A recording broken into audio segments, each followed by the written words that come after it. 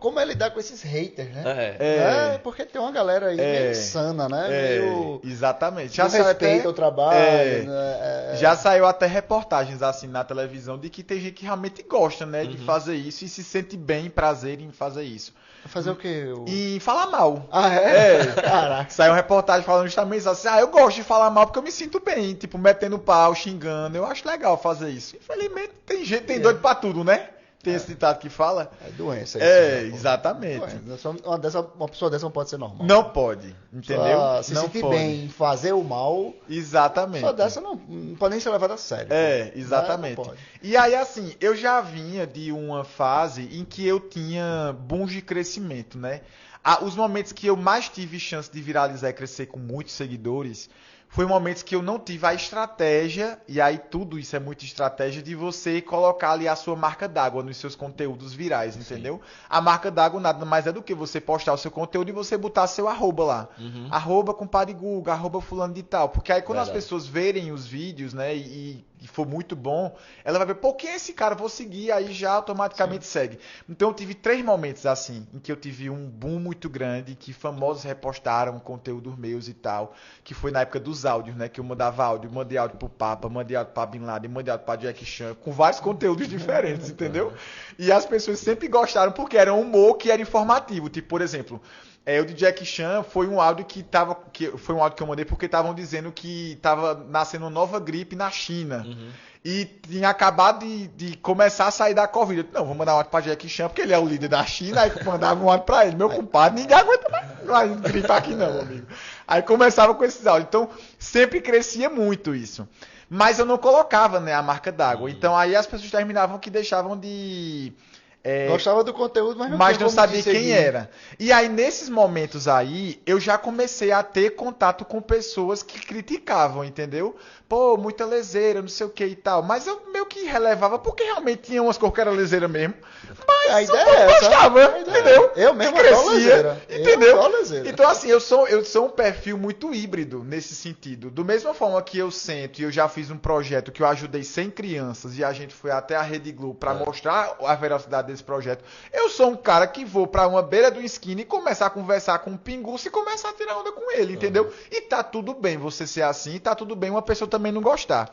Então eu sempre tive isso eu sempre levei de forma muito tranquila, essas críticas, né? Quando eu fui pra o Nacional, aí as pessoas começaram a falar da minha forma de falar, entendeu?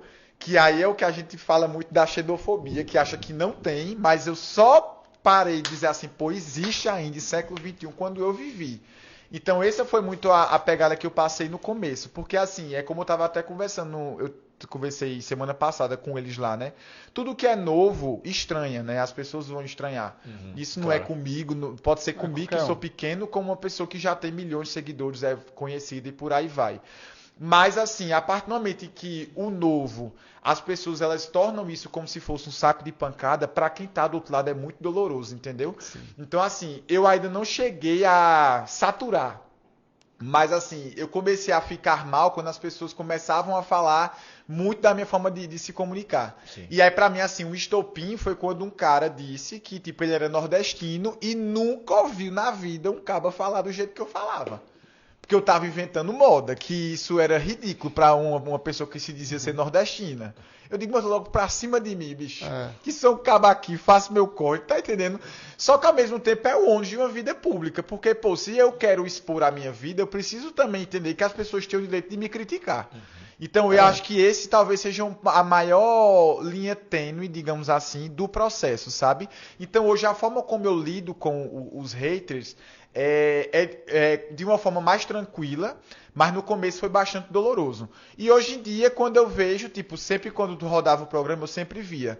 E aí tem pessoas que falam muito bem, mas pode ter uma que lhe critique e vai lhe afetar, né? Vai. E eu acho que talvez esse erro esteja na gente. Pô, vai ter uma pessoa que vai lhe criticar e tá tudo bem ela lhe criticar. Você não tem como agradar todo mundo nesse sentido, sabe? Até pode surgir algumas críticas que sejam construtivas, que você vai refletir, vai dizer, pô... Não, e as outras que você, pô, isso eu realmente vou deixar ali no cantinho, que isso não vai me agregar em nada. Mas vai ter alguma coisa, provavelmente. Exatamente. Né, e assim, conseguir dar essa...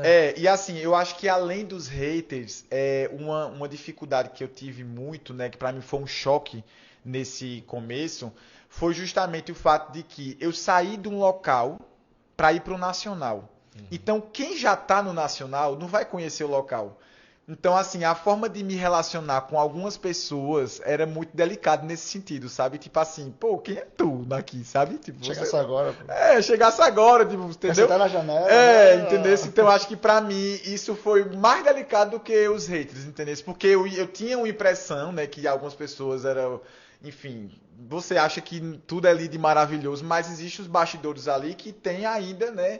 Como vai ter em qualquer espaço, né? Vai ter no ambiente político, vai ter no ambiente de empresa, vai ter em todo lugar. Trabalho, e basta você tentar administrar da melhor forma possível, sabe? É porque essa questão do hate é complicada. Porque uma coisa é não gostar do seu trabalho. O que é normal, é legítimo. O cara pode não gostar do que você faz, normal. Outra coisa é te xingar. Exatamente. Aí vai pra família, aí vai pra cidade que dá onde tu veio. Exato, entendeu? O teu sotaque, aí daqui a pouco pro teu cabelo, pra tua roupa, porque tu segura... Não, aí não. Bicho, filho, é tanta coisa que fala, que eu digo assim, o cabo surta, viu? Se o cabo não tiver um pingo de dissenso, o cabo enlouquece, teve uma mulher que veio aqui, que ela passou 2, 3 dias sem postar e começaram. E aí, vai postar não? Você tá pensando o quê? Que pode ficar sem postar? Ela... Exato. Como assim? Acontece muito como isso. Assim, né? Como é o nome dela? A Maísa? Maisinha não. Não, Maisinha não. A Maisinha também. Mas a Rayane, pô, né? Falou disso. Foi. Agora pronto, eu assinei contrato com os seguidores, eu tenho que postar todo dia. É muito isso, assim. É porque eu acho que é como eu falo, assim, aquela relação de troca, né? Como a gente entrega conteúdo pra eles e eles começam a se sentir muito próximo, eu acho que eles também exigem uma cobrança nesse sentido. E por um lado, assim, não vou dizer que é 100% certo, mas eu entendo porque, por exemplo, quando eu vou fazer uma publicidade, eu preciso deles para engajar. Sim. E se eu não entregar conteúdo, qual vai ser a responsabilidade que eles vão ter que querer engajar? Tipo assim, pô, tu não tá me entregando nada, sabe? Pra que eu vou ter que chegar? De vez em quando. Exato. E isso foi uma coisa que aconteceu comigo. Tipo, quando eu fui pra Globo em 2019 fazer a entrevista, fazer a matéria da creche que eu ajudei, lá eu fiquei mais conhecido por conta dos projetos sociais que eu fazia. E não esse meu lado mais engraçado, digamos assim, sabe? E aí as pessoas, quando começaram a ver minha rotina, começaram a ver que eu era um cara descontraído, que eu era tipo essa resenha, isso e aquilo outro. Então isso começou a chamar a atenção das pessoas, as pessoas começaram a gostar. Porém, teve momentos que eu estava passando problemas na minha vida pessoal que eu não estava com energia nenhuma para postar nada. Mas eu também não queria compartilhar com as pessoas que eu estava passando por essas questões, entendeu? E aí foi quando surgiu uma publicidade para eu fazer, pequena, e eu fiz essa publicidade e eu pedi, né, para as pessoas engajarem. E quando você é criador de conteúdo, você sabe quem são aquelas pessoas que já são fiéis. Tipo assim, eu sei as carinhas das pessoas que estão ali me acompanhando, que estão agora assistindo o podcast, sabe? Eu sei quem são, sabe?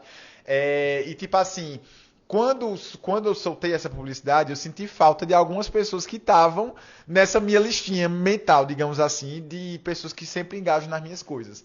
E aí, por coincidência, nesse dia eu saí para um barzinho lá na minha cidade e ela tava. E ela me chamou, ela disse assim, olha, eu não quis engajar na sua postagem. Sabe por quê? Porque você some.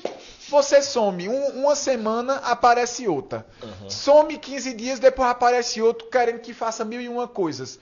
Bicho, é o seguinte, eu gosto de acompanhar a sua vida, eu gosto de ver suas coisas e tudo mais. Mas a partir do momento que você não me entrega, por que você quer exigir que eu faça alguma coisa em prol de você? Essa é a famosa crítica construtiva, né? Isso, essa constrói. Bicho, me deu uma virada de chave, compadre. Que eu digo assim, meu amigo, hoje em dia, se eu estiver passando por um perrengue, eu digo assim, gente, ó, não vou postar. Tô passando por um perrengue e pronto. Com um familiar e tá tudo certo. Desculpa, mas agora eu tô de volta, meu compadre. Pô. Entendeu? E solto. Porque eu acho que, não é infelizmente, é o que você escolheu pra sua vida. Eu acho que é a mesma coisa de uma vida pública. Sim. Trabalhando como político. Ele precisa servir ali as pessoas porque ele tem um contrato com as pessoas. No caso digital, o contrato vem à medida que você vai criando conteúdo e você vai crescendo. É desgastante esse processo? Vivo esse processo até hoje, entendeu? Não dependo exclusivamente da minha rede social. Hoje ela é um complemento da minha vida e eu nunca vou abandonar. Mas assim, eu também entendo que quando surge alguma coisa de publicidade, eu preciso deles. Sim. Só que para eles atenderem, eu preciso criar. Então meio que fica esse looping o tempo inteiro, esse entendeu? Loop eterno. Eterno, entendeu?